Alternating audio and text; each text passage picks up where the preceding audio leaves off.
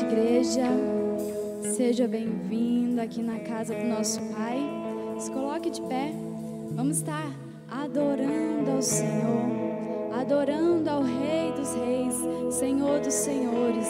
Que juntos em uma só voz, num só louvor, numa só adoração, você possa elevar a sua melhor adoração ao Senhor. Porque um dia lá no céu, nós iremos juntos adorar ao Senhor. Aqui é só um ensaio, é só um começo. Então vamos adorar ao Senhor nessa noite. Amém?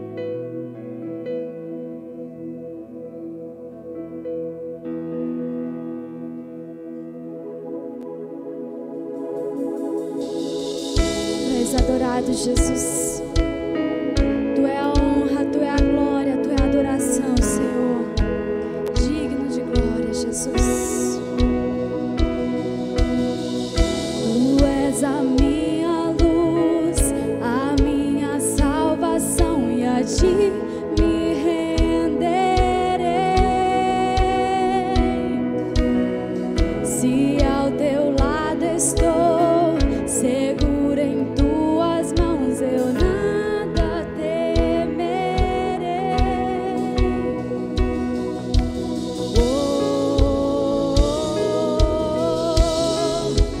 Tu és santo, ó Senhor.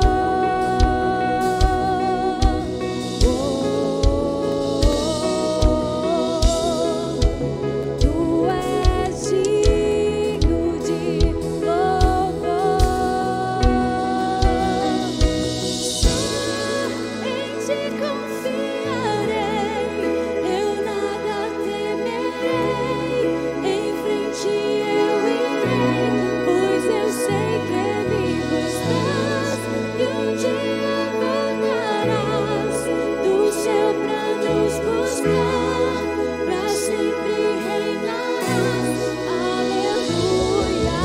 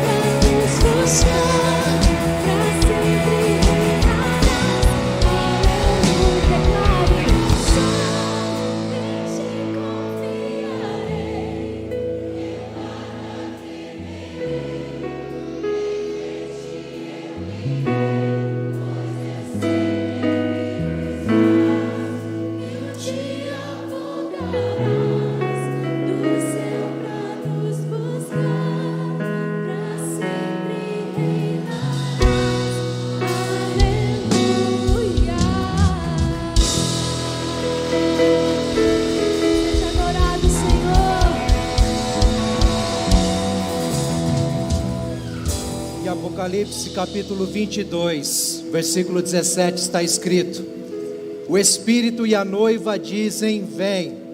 Aquele que ouve, diga: vem. Aquele que tem sede, venha. E quem quiser, receba de graça a água da vida. Há um anseio no teu coração? Amém? A volta gloriosa do Senhor.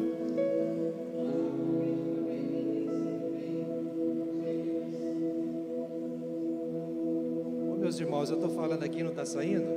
É isso? Oh Jesus!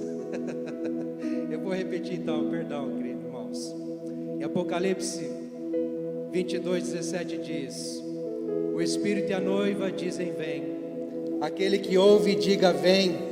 Aquele que tem sede, venha. E quem quiser, receba de graça a água da vida. Esse é o nosso anseio e é o convite de Jesus. Quem tem sede de Jesus aí? Amém? Nós estamos aqui para isso. Quero convidar você a fechar os seus olhos. Senhor, nós estamos aqui no encontro com o Senhor. O Senhor está aqui. O Senhor chegou antes de nós. O Senhor veio conosco. O Senhor está entre nós. Nós te exaltamos e te glorificamos e pedimos: Senhor, revela mesmo a tua glória, a tua presença entre nós. Há um anseio na nossa alma, há um anseio no nosso coração. Todo o nosso ser, ó Deus amado, anseia por tua presença. E nessa noite queremos ouvir a tua voz, Senhor. Fala conosco, Espírito de Deus. Brada em nossos corações. Sopra o teu poder e a tua vontade. Senhor, que não tenhamos dúvida, que não tenhamos, ó Deus, dúvida nenhuma da tua presença e do teu querer nessa noite. Em nome de Jesus, assim te louvamos e te exaltamos com as nossas palmas, em nome de Jesus.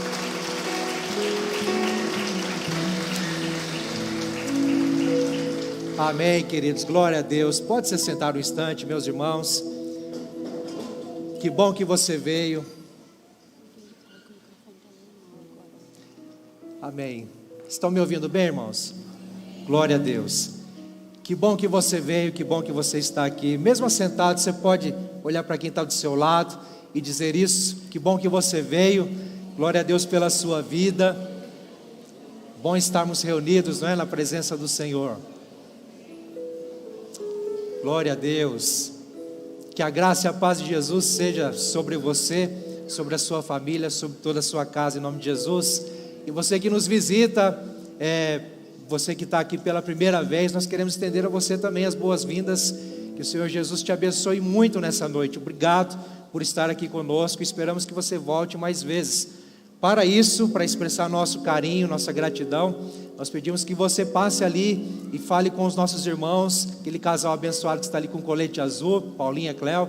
Eles vão te abençoar, vão dar a você uma lembrança, tá certo? É a nossa expressão da nossa gratidão pela sua companhia. E você que nos acompanha pela internet, que a graça de Jesus seja sobre você também. Como a gente sempre diz, se você é de Sertanópolis ou está próximo a Sertanópolis, de passagem, venha nos fazer uma visita em nome de Jesus. Amém, igreja? Glória a Deus. Queridos, nós estamos numa noite especial de ceia. Estamos sentados à mesa do Cordeiro e vamos celebrar a Jesus que vive e reina para todos sempre. Não é? Nós vamos continuar na celebração, mas eu quero dar alguns recados a vocês do que vai acontecer a partir dessa semana ou então nesse mês, algumas coisas que vão acontecer.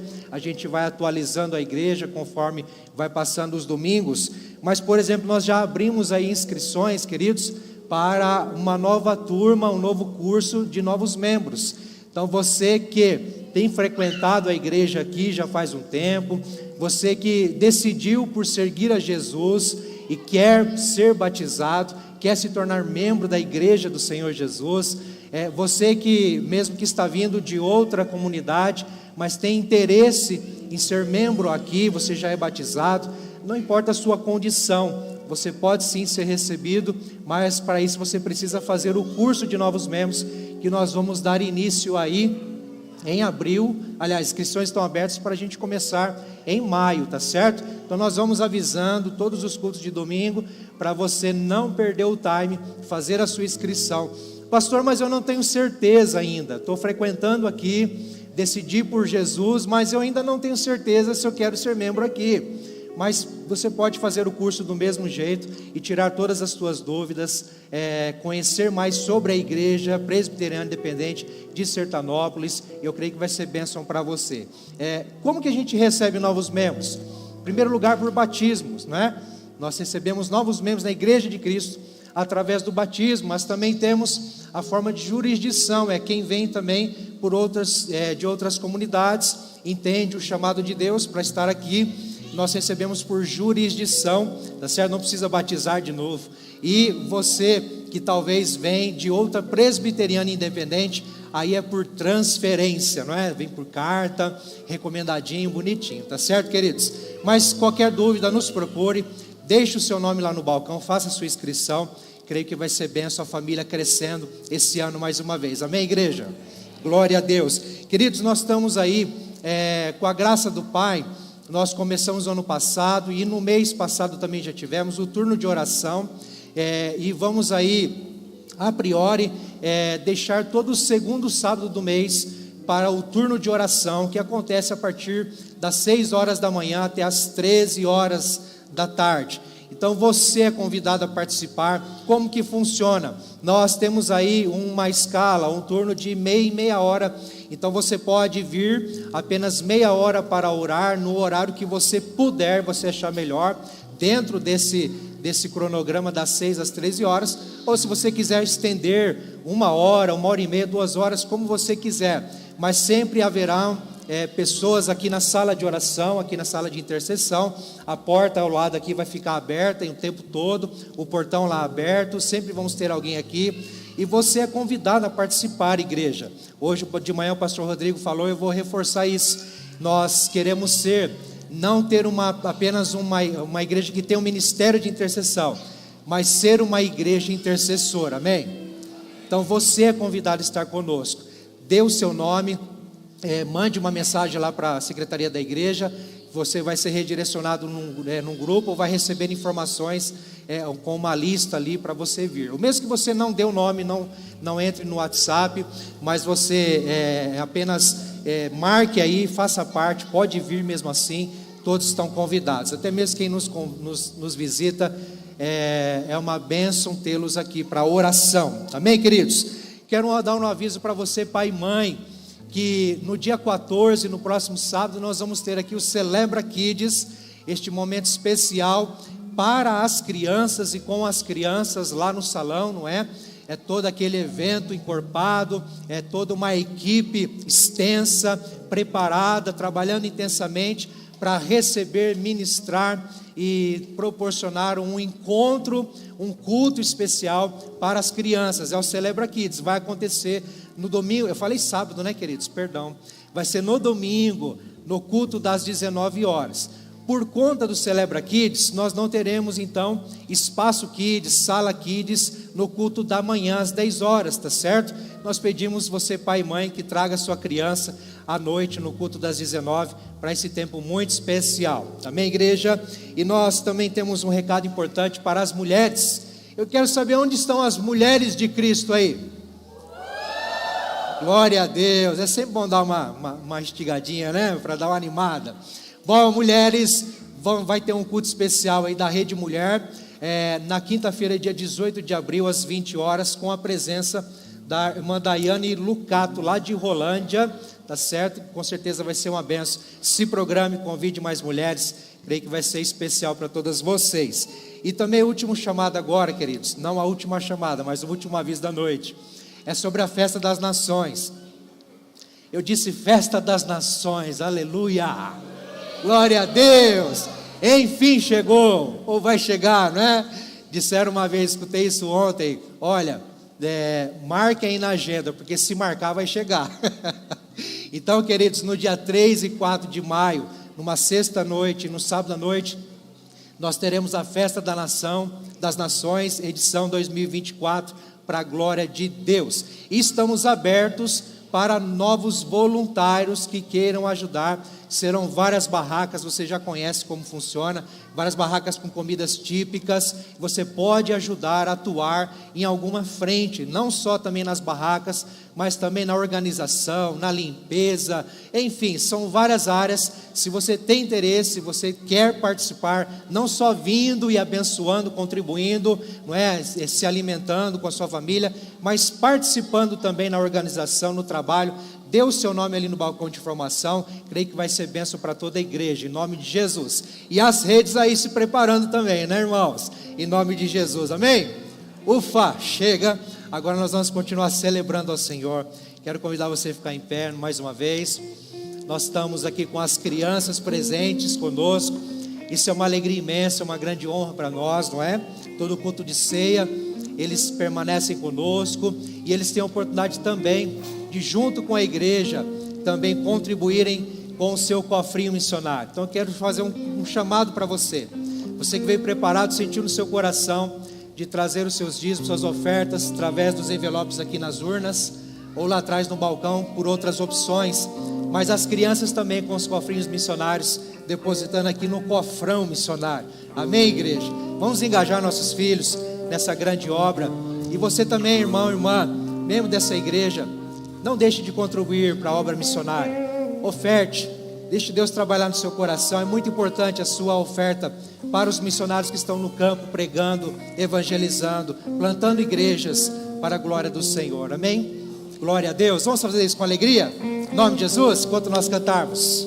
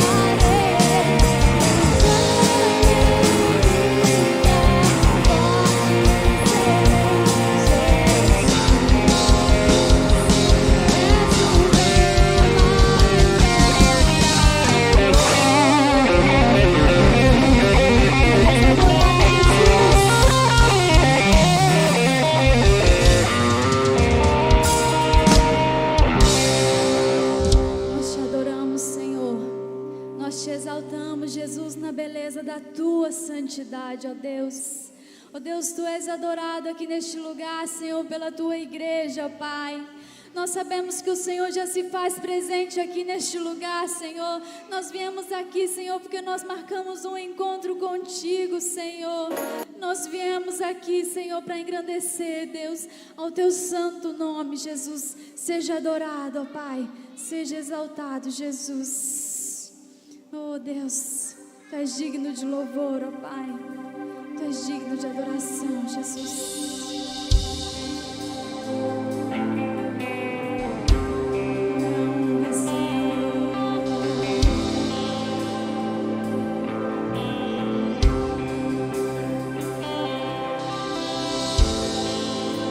Trouxeste-me ao fim de mim mesmo. E quanto tempo isso levou? Quando meu aleluia cessou, nova canção me deste, e para ti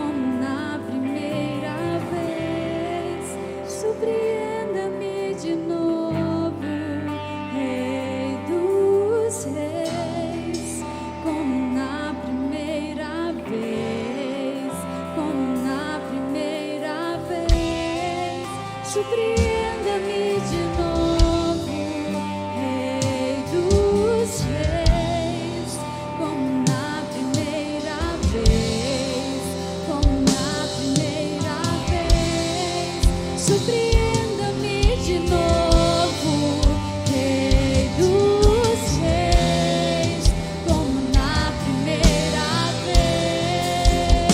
Faz outra vez, faz outra vez, faz outra vez, como na primeira vez. Faz outra vez, faz outra vez, faz outra vez, como na primeira vez.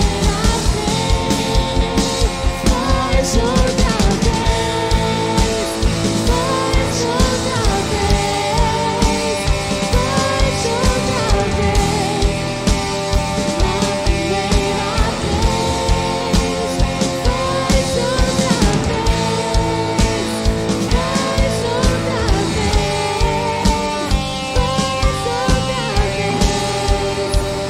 na primeira vez. Faz outra vez, faz outra vez, como na primeira vez. Como foi, Senhor, no início de tudo, Senhor. Como foi quando nos encontramos contigo, Senhor. Quando nós tivemos nosso primeiro encontro contigo, Senhor. Quando nós te conhecemos face a face, Senhor. Quando nós sabemos e conhecemos o Deus das nossas vidas, o Deus que nos ama, o Deus que nos liberta, o Deus que nos cura, o Deus que nos restaura. Esse é o Deus que nós conhecemos. Faz outra vez, Jesus. Faz outra vez, Senhor.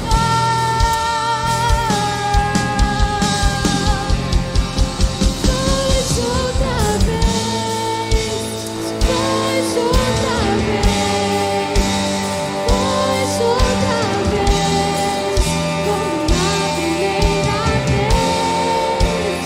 Faz outra vez, faz outra vez, faz outra vez, como na primeira vez.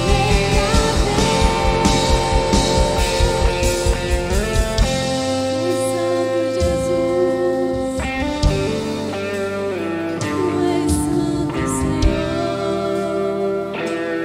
Vamos cantar só a igreja. Vamos só a igreja cantar essa parte. Faz mais uma vez, como um clamor. Só as vozes. Faz outra vez, faz outra vez, faz outra vez, como na primeira vez. Faz outra vez, faz outra vez, faz outra vez, como na primeira vez. Aplauda ao Senhor, queridos.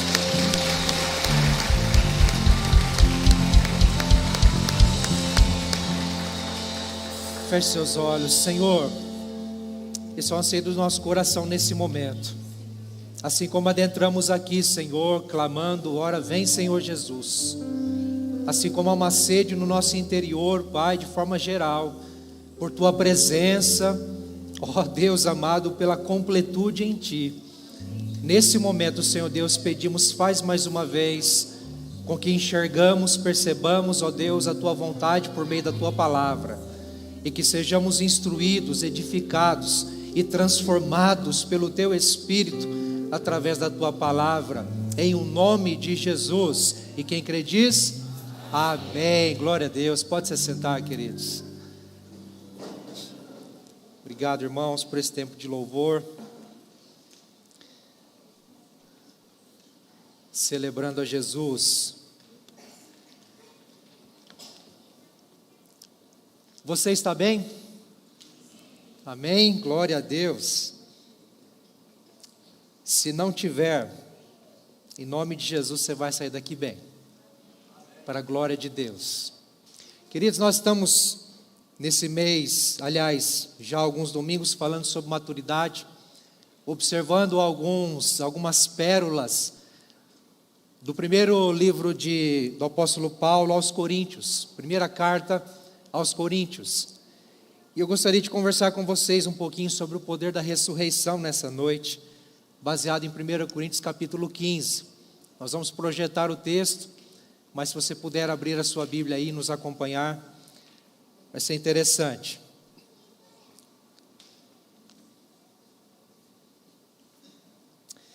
Capítulo 15 de 1 Coríntios.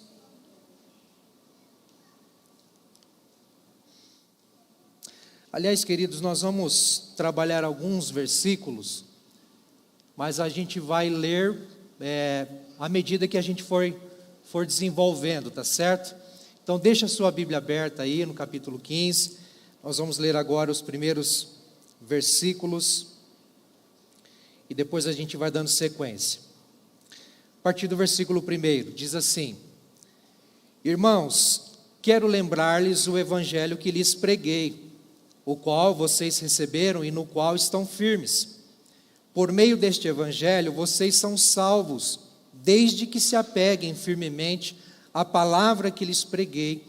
Caso contrário, vocês têm crido em vão.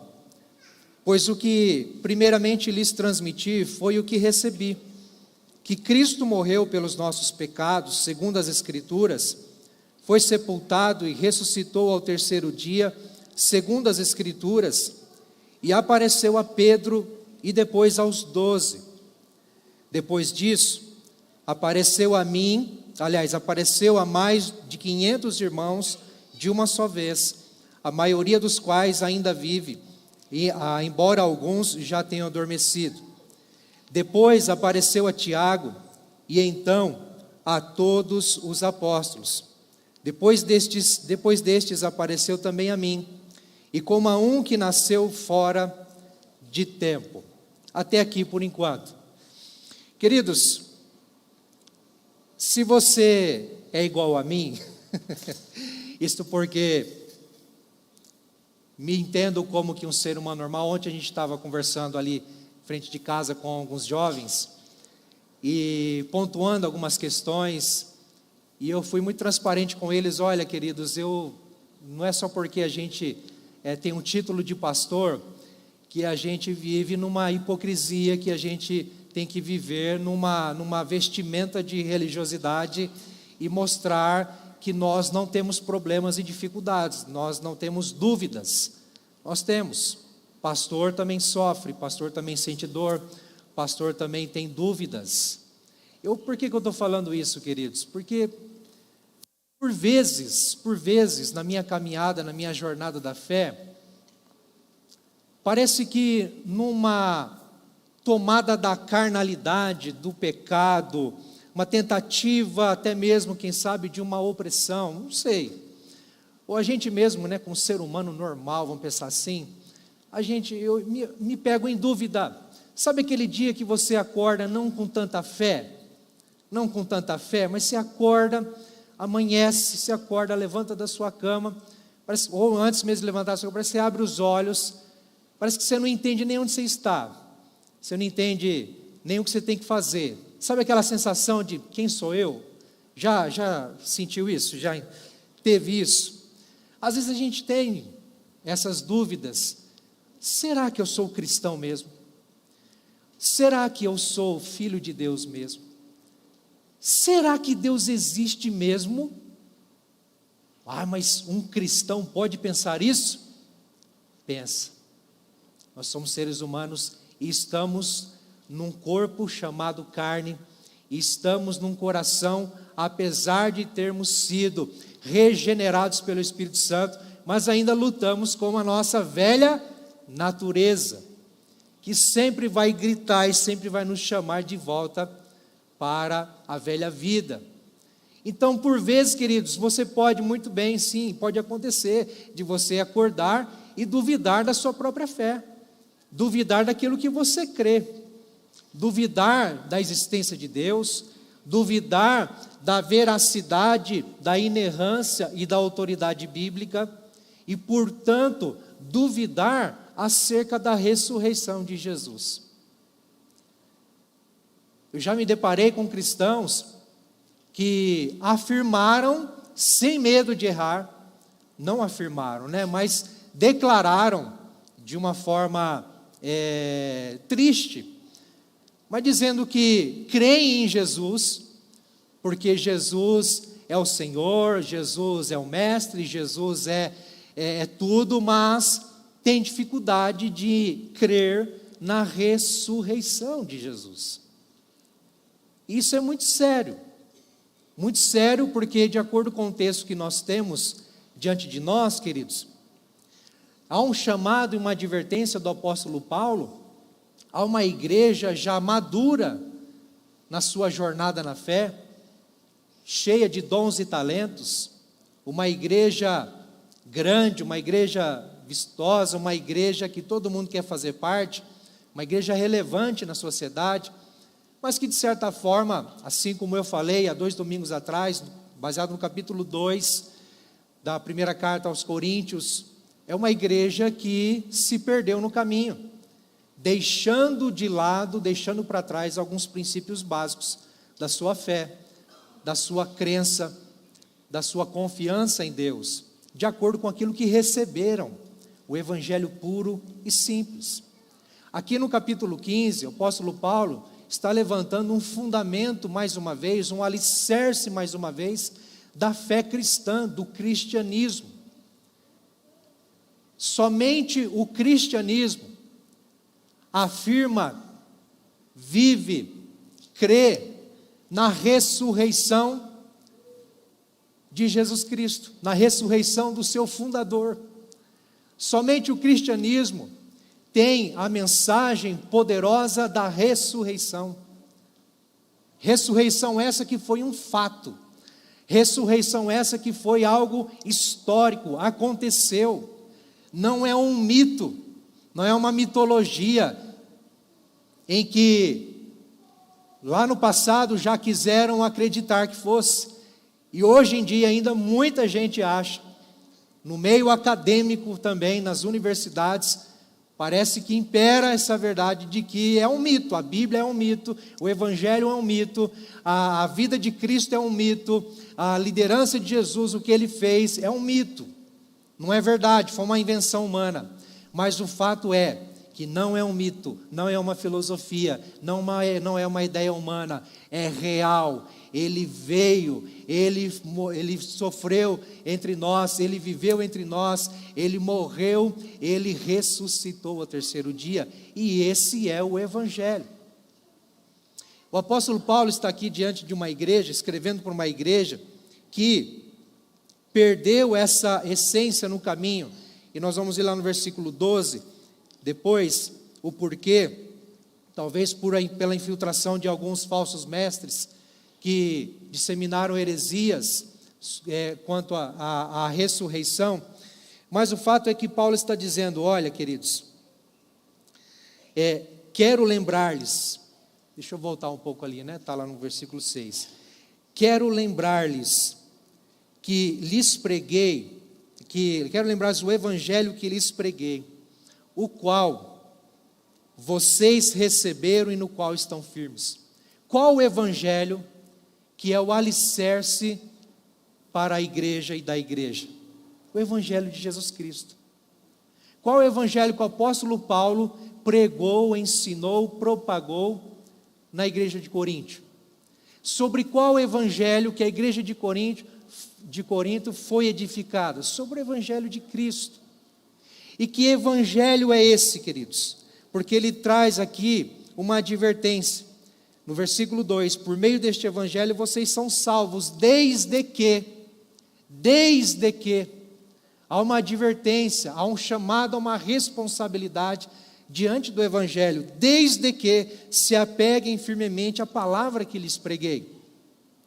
Caso contrário, vocês têm crido em vão. Caso contrário, se vocês não vivem de acordo com aquilo que vocês receberam, se vocês não vivem de acordo com aquilo que vocês creem, vocês estão vivendo em vão. Vocês estão perdendo tempo, é uma futilidade, não tem sentido.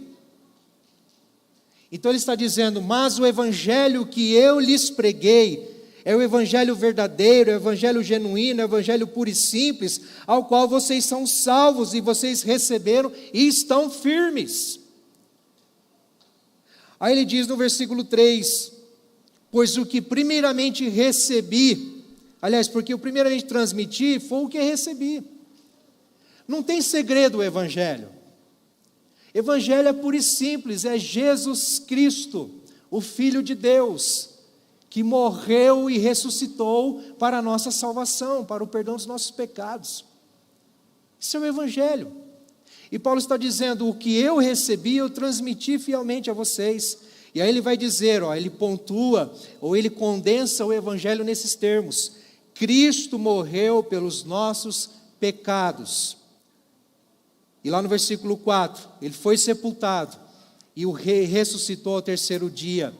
E no versículo 5, a partir daí ele fala das evidências, das aparições de Jesus. E engraçado que ele cita segundo as Escrituras. Por quê? Porque o evangelho de Jesus Cristo, ou o próprio Senhor Jesus Cristo, não foi algo que aconteceu do nada. Do nada. Apareceu Jesus, e ele se diz Deus, e se diz o Senhor, e fez o que fez, e então agora a gente tem que olhar. Não. As Escrituras, o Antigo Testamento, já há mais de séculos antes do apóstolo Paulo, antes de Jesus, já anunciava a vinda dele. Já apontava para a vinda dele. Então Jesus Cristo é o cumprimento das profecias antigas que nós temos no Antigo Testamento. Jesus não veio à toa e de qualquer jeito, não. Foi o cumprimento das Escrituras. Então esse evangelho é pautado, ele tem veracidade e autoridade histórica, profética. Mas eu acho interessante, queridos, nós vivemos num mundo em que cada vez mais é difícil ser cristão. Cada vez mais é difícil nos posicionarmos como cristãos. Na nossa sociedade, na nossa vida diária, às vezes até entre família. Mas os jovens, por exemplo, nas universidades, se mostrar cristão, declarar sua fé em Jesus Cristo, é uma afronta para esse mundo. É uma afronta. E muitos cristãos hoje, além de enfrentar um grande embate, uma grande dificuldade de se expressar, de expressar a sua fé, dizer que acredita em Jesus Cristo, que confiou a sua vida a Ele, diante dos embates, das pressões, diante das chacotas, diante das ignorâncias, queridos, quanto mais o tempo passa, menos cristãos estão tendo coragem de fazer isso. E cada vez mais nós cristãos estamos nos fechando, nos recuando, calando nossas bocas, porque nós não temos firmeza, consistência, convicção de quem somos, de quem cremos. Jesus Cristo ressuscitou, Paulo está dizendo. Jesus Cristo ressuscitou. Este é o evangelho sobre o qual vocês estão firmados, fundamentados e edificados. E aí Paulo está dizendo, olha, como que a gente sabe que Jesus ressuscitou? Primeiro, ele diz que ele recebeu essa informação, ele recebeu essa notícia, ele foi instruído dessa forma e assim ele transmitiu à igreja de Corinto, certo? Mas ele começa dizendo que depois que Jesus ressuscitou, ele apareceu primeiro a Pedro e depois aos 12 apóstolos. E aí no versículo 6, vai dizer que ele apareceu depois a mais de 500 irmãos de uma só vez. E isso a gente pode entender, em outro momento ele vai dizer isso, que foi em torno de 40 dias que tudo isso aconteceu. Aliás, isso está lá em Atos capítulo 1, que dentro de 40 dias Jesus, ele apareceu, teve as aparições de Jesus depois da sua ressurreição. Se a gente voltar os nossos olhos para Lucas capítulo 24, queridos, eu não vou projetar, mas se você tiver com a sua Bíblia, abra aí por favor, Lucas capítulo 24, você vai notar, no versículo 6, quando algumas mulheres, no domingo da ressurreição, elas vão até o túmulo de Jesus. Elas vão até o túmulo de Jesus. Lá elas se deparam com a pedra removida.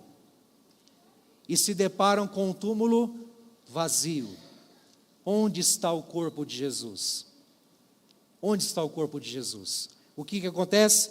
Versículo 6, nós temos aqui antes dizendo que 2 homens apareceram vestidos de branco, são anjos. Eles dizem: ele não está aqui, ressuscitou. Isso é uma afirmação, isso é um atestado histórico da ressurreição de Jesus. Depois, ainda no capítulo 24, há 2 discípulos que estão caminhando até Emaús, de Jerusalém a Emaús, estão frustrados, estão tristes, porque Jesus morreu. E eles até receberam a notícia dessas mulheres, de que o corpo não estava mais no túmulo, e de que um anjo disse que Jesus havia ressuscitado, mas eles não creram.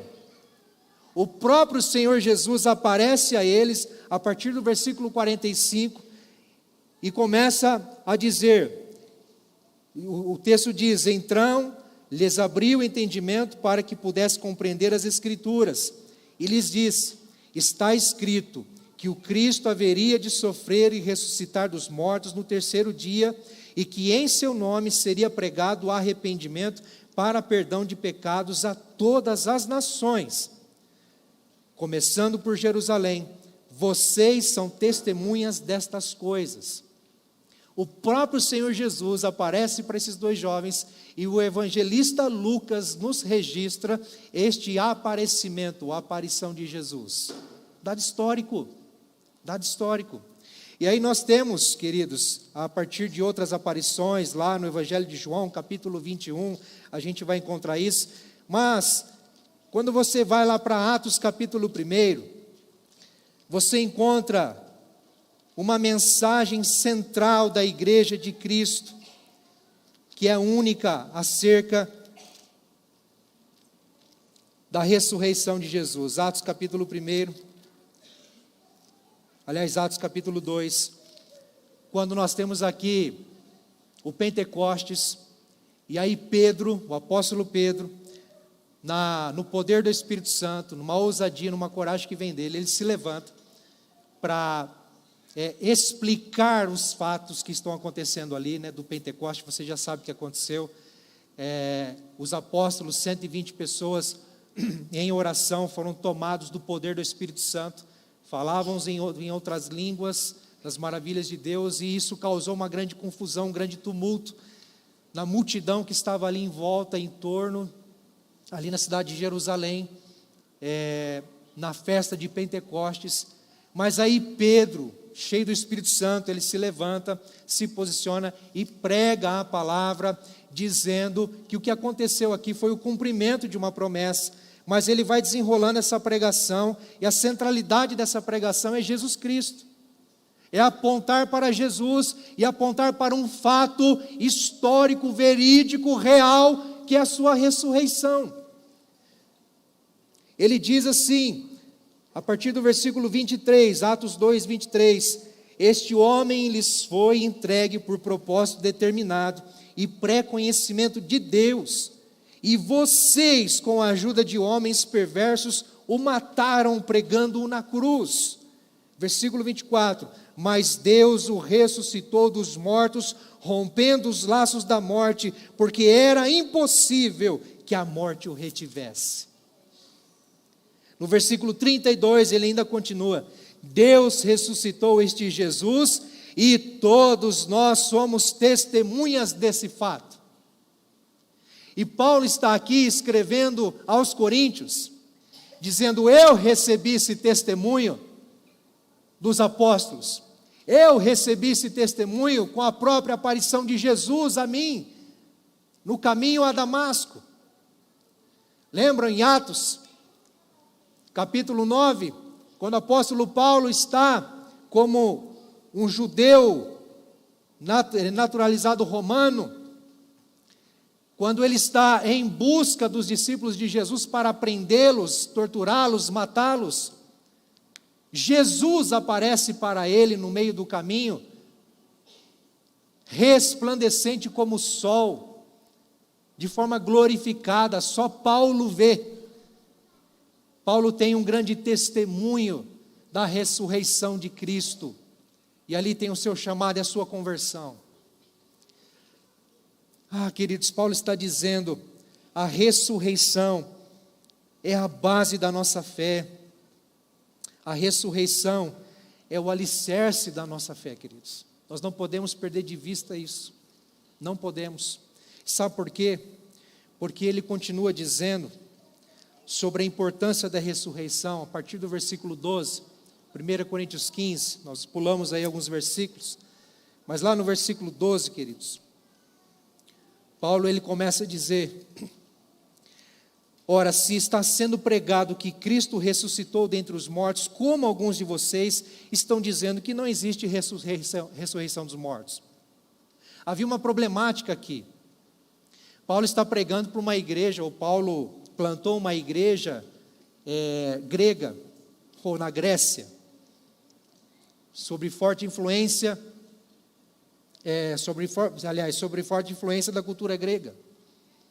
E imperava, na época, a ideia de que o corpo é mau, e de que haveria sim a imortalidade da alma, mas em total detrimento do corpo, da matéria, porque a matéria é má. Isso é o que imperava na cultura. Mas aí vem o Evangelho, dizendo que não, que haverá uma grande ressurreição no final dos tempos, com a volta gloriosa de Jesus, em que todos aqueles que dormiram, ou seja, morreram em Cristo, todos aqueles que são designados ou determinados, ou feitos filhos de Deus, pela graça, pela fé, eles serão ressuscitados, os seus corpos, sua carne vai ser ressuscitada, só que não perecivelmente, como nós somos hoje, porque essa carne, esse corpo aqui perece, não é? Oh Jesus, quem dera não fosse assim, não é? Uns acabam sentindo um pouco mais aí essa questão, não é? Uns às vezes olham no espelho e falam: Senhor, adia a sua volta, Senhor, né? Oh Jesus, tá fácil não. Os sinais começam a aparecer, né? Do tempo, mas a gente entende, queridos, que isso aqui passa. Só que na grande ressurreição, no último dia, na volta de Jesus, essa é a promessa, nós vamos ver depois. Nós entendemos, e o cristianismo nos ensina, que nossos corpos serão transformados, ressuscitaremos com Cristo e seremos transformados num corpo de glória tal como Ele é hoje. Nós não temos detalhes sobre isso, sobre o que vai se tornar a matéria, ou se vai deixar de ser matéria de fato, enfim, não sabemos. O fato é que há uma esperança e uma expectativa para a restauração de todas as coisas. A promessa do Evangelho é uma restauração de toda a criação, incluindo o nosso corpo, incluindo quem somos. Por isso que Evangelho não é só a salvação da alma. Evangelho é integral, é salvação integral. Quem somos? Todo o nosso ser respira, louva ao Senhor, diz o salmista, não é? Porque cada célula do nosso corpo, cada gota de sangue, queridos, a nossa digital, nossos neurônios, sistema nervoso, tudo foi formado por Deus, para a glória de Deus, e de uma certa forma para adorar a Deus. E mais, recebemos o seu Espírito, habitando em nós, passamos a ser templo do Espírito Santo, Ele habita em nós. Então, será que o meu corpo tem importância? Será? Tem muita importância. Eu preciso me cuidar, eu preciso me valorizar, eu preciso me amar, mesmo com as limitações que Deus me deu, mesmo na fraqueza em que eu vivo, às vezes enfrentando enfermidades, não importa, é a condição que Deus me deu, mas é o que Deus me deu, e eu preciso valorizar, me amar, me cuidar, porque eu sou templo do Espírito Santo. Então essa é o Evangelho entende isso. Então Paulo está dizendo, queridos, a ressurreição dos mortos, ela vai acontecer sim.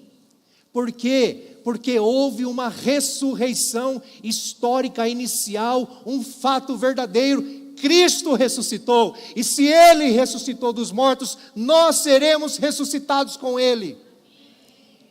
Há uma esperança. Olha, ele vai dizendo no versículo 13, se não há ressurreição dos mortos, então nem mesmo Cristo ressuscitou. E se Cristo não ressuscitou, é inútil a nossa pregação, como também é inútil a fé que vocês têm. Olha o que Paulo está considerando, falou, irmãos, a ressurreição é real, é verdadeira, Jesus Cristo ressuscitou, e a sua ressurreição aponta para a nossa ressurreição final. Vai acontecer,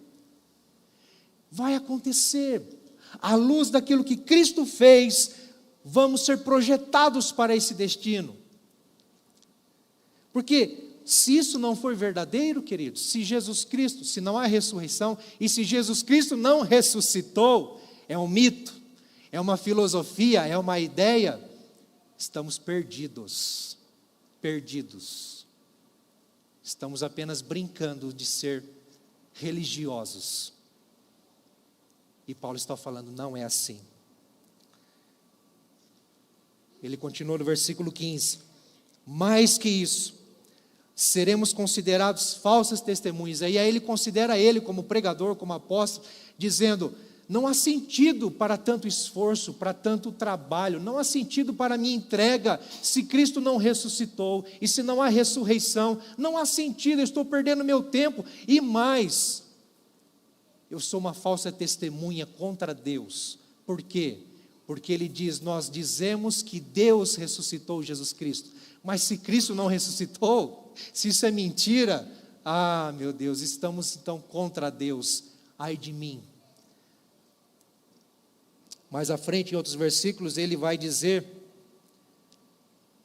que todos os dias enfrento a morte, está lá no versículo 31, todos os dias enfrento a morte, irmãos, isso digo pelo orgulho que tenho de vocês em Cristo Jesus nosso Senhor, se foi por meras razões humanas, que lutei com feras em Éfeso, que ganhei com isso, se os mortos não ressuscitam? Eu estou te provocando aqui para a gente entender a importância da ressurreição. É o que ele está escrevendo à igreja de Corinto. E nós precisamos entender, irmãos, o poder da ressurreição, a importância da ressurreição para a nossa fé.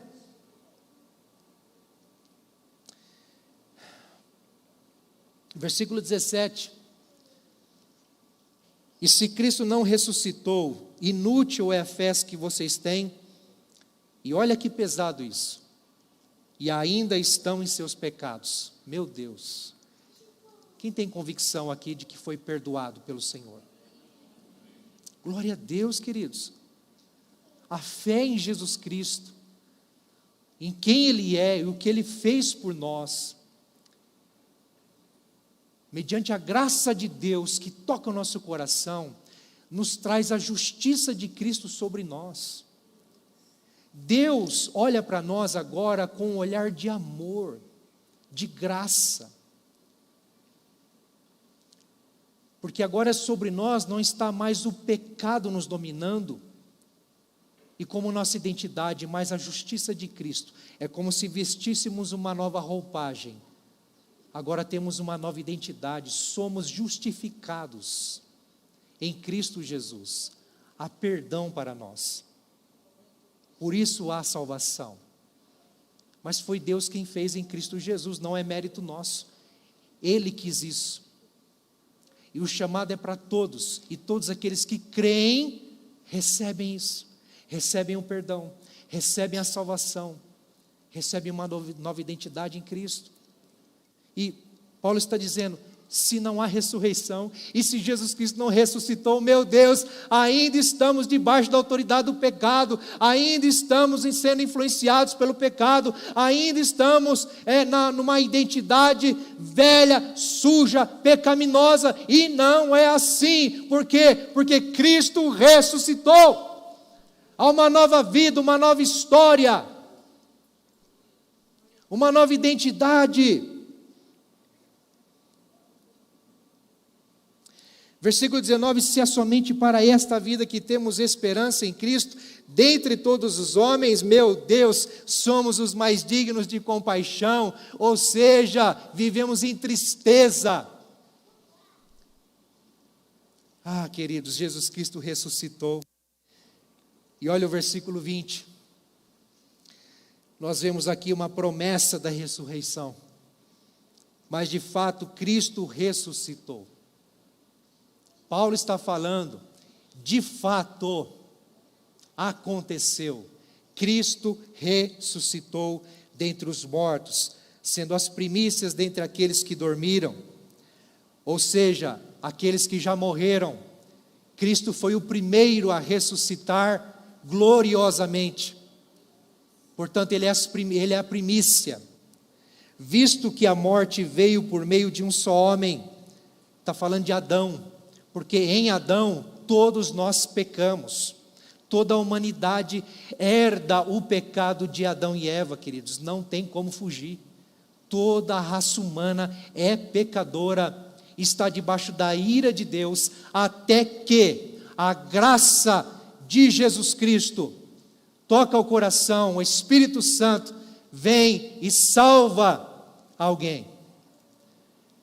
Mas ele está dizendo, visto que a morte veio por meio de um só homem, também a ressurreição dos mortos veio por meio de um só homem, que é em Cristo. Pois da mesma forma como em Adão, todos morrem, em Cristo, todos serão vivificados. E aqui a gente pode ver de duas formas. Se todos pecaram em Adão, todos pecaram em Adão, nós somos filhos de Adão, queridos, porque somos herdeiros dele. Certo? Raça humana. Nós viemos dele. Então nós herdamos o seu pecado. Então ele está dizendo, se todos pecaram em Adão, da mesma forma, todos serão vivificados em Cristo. Mas esse todos aqui, não é todos. É todo aquele ou toda aquela. Não é toda a raça humana, é todo aquele e toda aquela que crê em Jesus Cristo. A gente vai entender isso.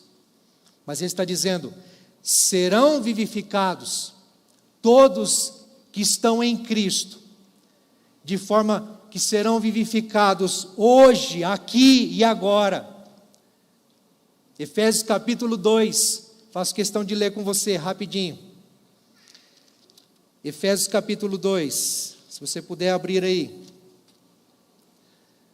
versículo 1, vocês estavam mortos em suas transgressões e pecados, nos quais costumavam viver quando seguiam a presente ordem deste mundo, e o príncipe do poder do ar, o espírito que agora está atuando nos que vivem na desobediência.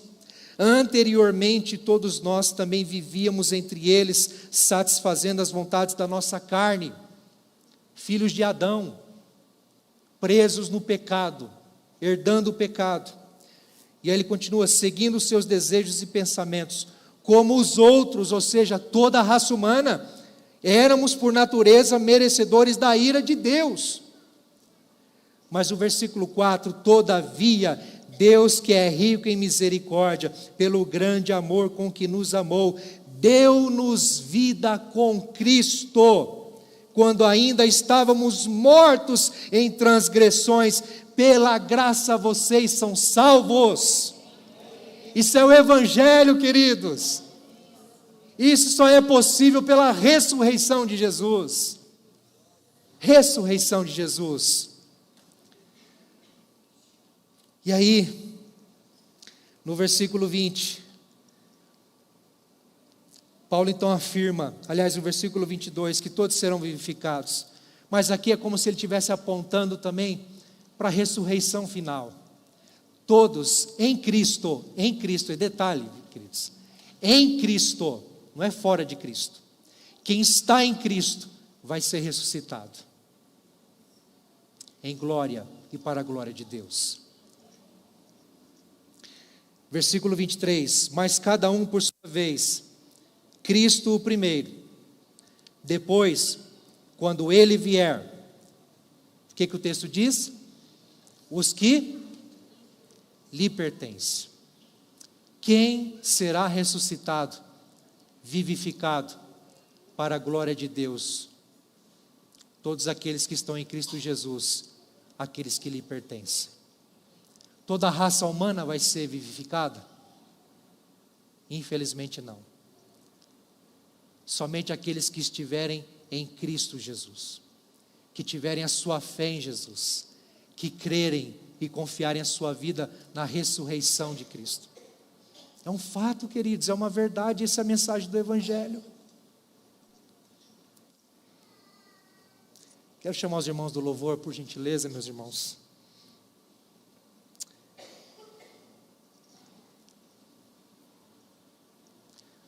Sabe, queridos, a promessa da ressurreição é o que Paulo fala em 1 Coríntios 6,14. Por seu poder, Deus ressuscitou o Senhor e também nos ressuscitará. Você tem essa esperança? Por que é importante a doutrina da ressurreição? E aqui a gente não está destrinchando a doutrina da ressurreição, porque precisaríamos de longos domingos para falar disso. O próprio capítulo 15 é extenso, e precisaríamos de mais tempo para falar de outros detalhes. Mas, por que é importante a mensagem, a doutrina da ressurreição para nós? Porque, queridos, nós não vivemos por vista, nós vivemos por fé.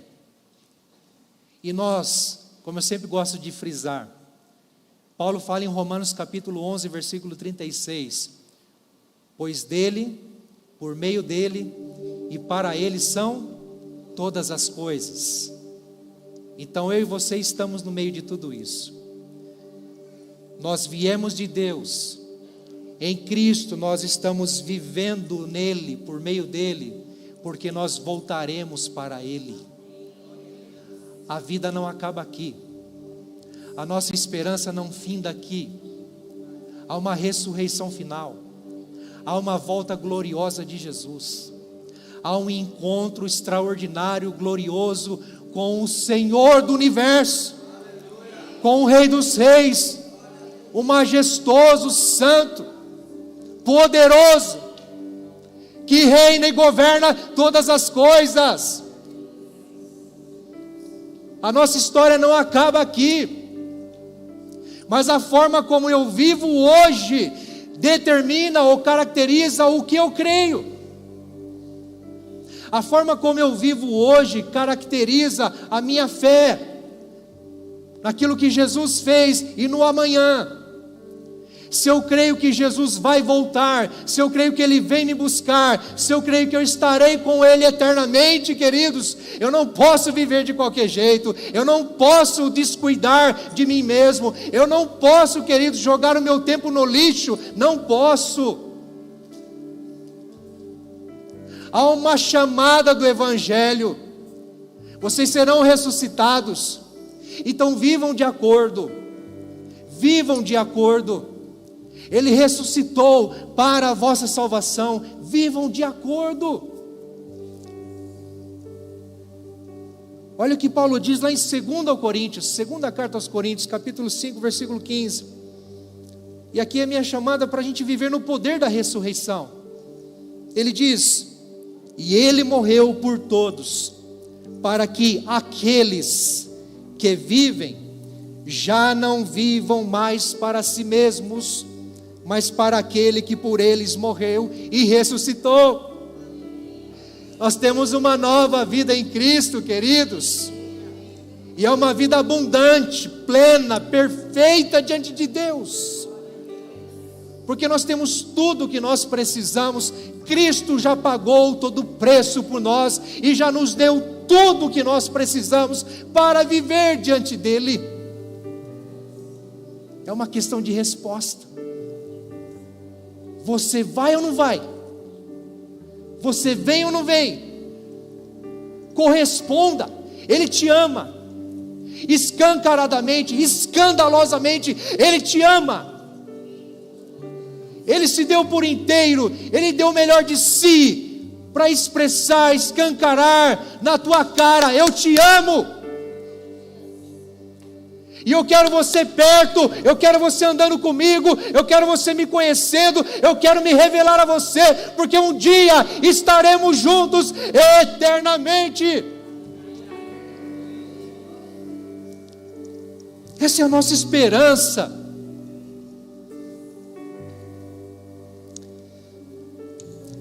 Paulo adverte a igreja no versículo 33 e 34, dizendo: não se deixem enganar, as más companhias corrompem os bons costumes.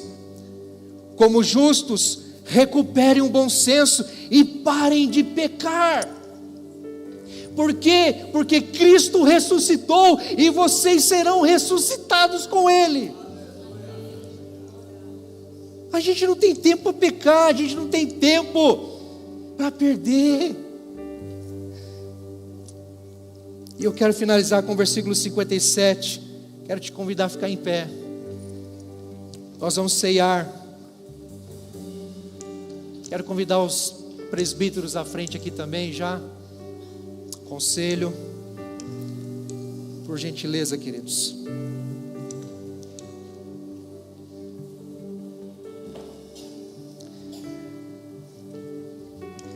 Eu vou pedir para os irmãos fazerem uma façanha aí. Coloca por gentileza aí, queridos, o versículo 57. Eu não coloquei nos slides, mas eu gostaria que a igreja acompanhasse. Versículo 57. Como que nós podemos viver no poder do Espírito? Aliás, no poder da ressurreição. Uma vida que está de acordo com a vontade de Deus, com a graça de Deus, para a glória de Deus. Como? Pode passar, pode pôr. 57, queridos, por favor, 57, versículo.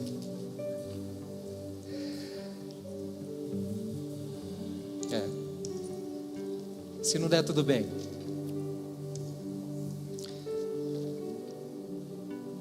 O versículo diz o seguinte, eu vou ler o anterior. O aguilhão da morte é o pecado, e a força do pecado é a lei.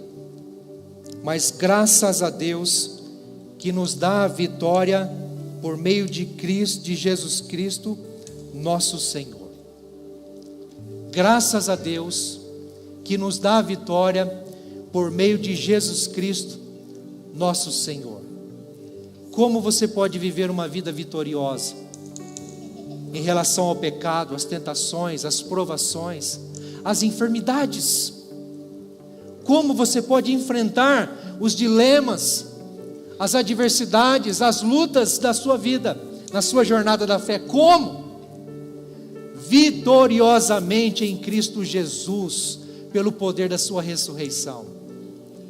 Há uma mensagem central, há um alicerce, um pilar para a nossa fé, que nos projeta para um destino certo, a volta gloriosa de Jesus, o encontro com Ele.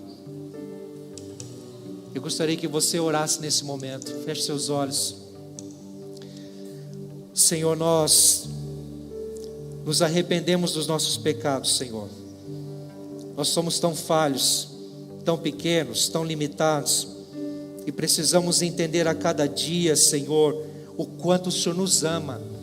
Precisamos ser lembrados que somos amados pelo Senhor em Cristo Jesus, e que o Senhor Jesus já pagou todo o preço, para nosso perdão, para nossa salvação, para a nossa vida eterna com o Senhor.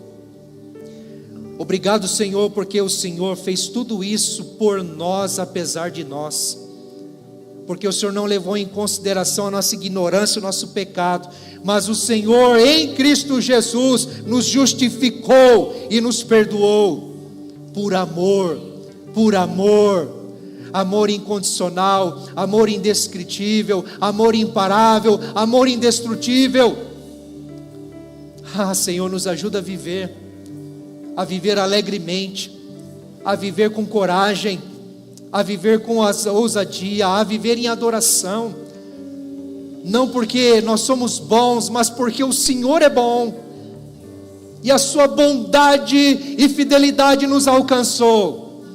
O Senhor ressuscitou dos mortos, vivo está, e uma grande promessa de que seremos vivificados, estaremos com o Senhor. O Senhor vai voltar. Então nos ajuda a viver conforme, Senhor, a andar e viver, a caminhar essa jornada de fé em fé, de glória em glória, de força em força, em nome de Jesus. Amém, amém. Queridos, nós vamos ceiar, e eu quero lembrar a você que Jesus, na última noite com seus discípulos, sentados à mesa, num tempo de comunhão, mas um tempo de sofrimento, de dor, de lamento, prestes a ir para a cruz, mas ali Jesus deixou um grande legado para esses discípulos, dizendo o que ia acontecer e o significado daquilo que ia acontecer. Ele pegou um pão, tendo dado graças a Deus, o partiu e disse: este é o meu corpo que é partido por vocês, comam dele. E quando ele diz comam dele, está dizendo: faça parte disso, tenha parte comigo, tenha comunhão comigo, viva a partir daquilo que eu fiz por vocês. Semelhantemente, após ceiar, ele levantou o cálice e disse: este é o cálice da nova aliança, a nova aliança no meu sangue, que eu derramo e faço por vocês. É como se ele estivesse dizendo: há uma aliança de Deus antiga, mas agora em mim, através de mim, por mim, há uma nova aliança da graça, do amor, do perdão, da justiça de Deus sobre você. Viva a partir disso, em nome de Jesus, queridos. E que você possa ter essa esperança, expectativa, como disse o apóstolo Paulo: todos aqueles que comerem deste pão e beberem desse cálice anunciam a volta do Senhor, anunciam a morte do Senhor até que Ele venha, em nome de Jesus. Eu convido você que é batizado em nome do Pai, do Filho e do Espírito Santo, está em plena comunhão com a igreja do Senhor, você é convidado a participar da ceia. E vocês, pais, mães, que têm os seus filhos pequenos, ministrem a eles, digam a eles o significado, orem com eles, façam isso em família se possível. Vamos todos ceiar em nome de Jesus. Nossos presbíteros estarão posicionados aqui à frente, lá atrás, e enquanto eles se posicionam, pode ir lá, queridos, eu quero orar mais uma vez. Feche seus olhos. Senhor, nós te agradecemos por esse tempo precioso de comunhão com o Senhor, através da tua palavra, entendendo, ó Deus, a grandeza do Senhor, daquilo que o Senhor fez por nós.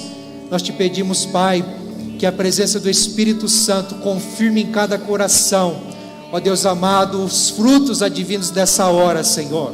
Não são os elementos que vão fazer algo em nós, mas é a presença do Espírito Santo que habita em nós e efetiva a tua presença gloriosa, Jesus, que vai dizer que somos filhos de Deus, que somos amados pelo Senhor e que há um futuro glorioso na tua presença para cada um de nós. Assim nós te agradecemos em nome de Jesus, amém? Vamos ceiar em nome de Jesus, queridos.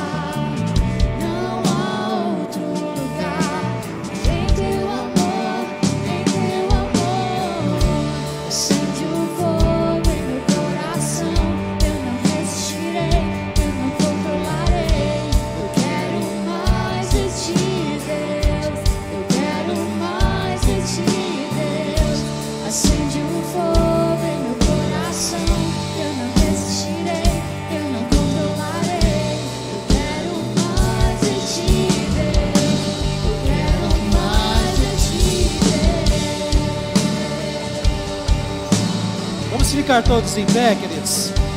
Vamos cantar essa canção com alegria, com força.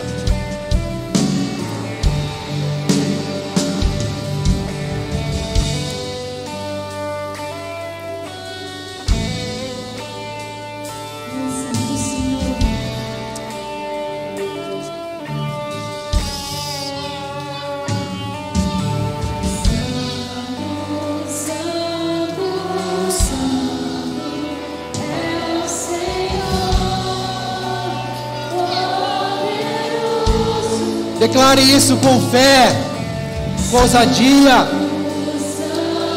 Esse é o teu Senhor, poderoso, glorioso.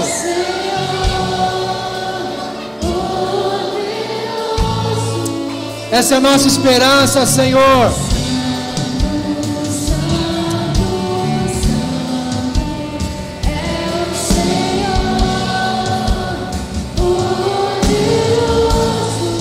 Oh Deus, esse é o grito da tua igreja. A tua igreja que anseia o encontro com o Senhor.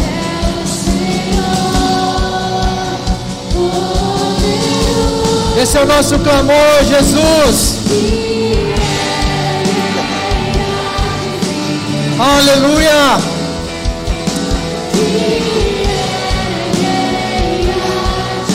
Oh Deus, aviva a tua igreja, Senhor.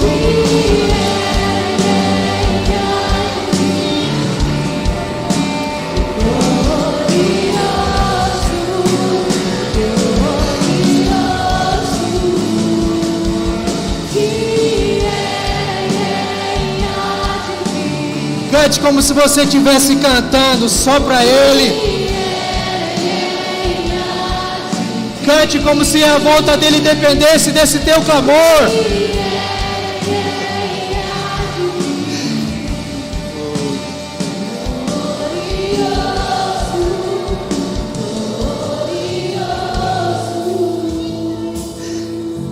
Ah, Senhor, nós somos tão pequenos diante de tudo que o Senhor já fez e diante de tudo que ainda vamos viver no Senhor, Pai. Esse mundo, Senhor, nos traz tristeza, sofrimentos, dor, sim. Ah, Senhor, mas há uma esperança, há uma vida eterna, Senhor. Há um alívio, há um descanso. Oh Deus, fortaleça nossos corações nessa verdade e que não sejamos enredados pela dor e o sofrimento, mas que a nossa esperança seja tão viva quanto a nossa carne, Senhor, porque o Senhor está vivo e o Senhor virá. Ah, Jesus, quem dera, Senhor Deus, ainda estivermos vivos quando o Senhor voltar, mas se isso não acontecer e o Senhor permitir que adormecemos antes, não importa, importa que estejamos na Tua presença e que a nossa expectativa, a nossa esperança, ela não vai morrer, porque a nossa esperança é Jesus e o Senhor está vivo. Glória a Deus, aleluia, aleluia.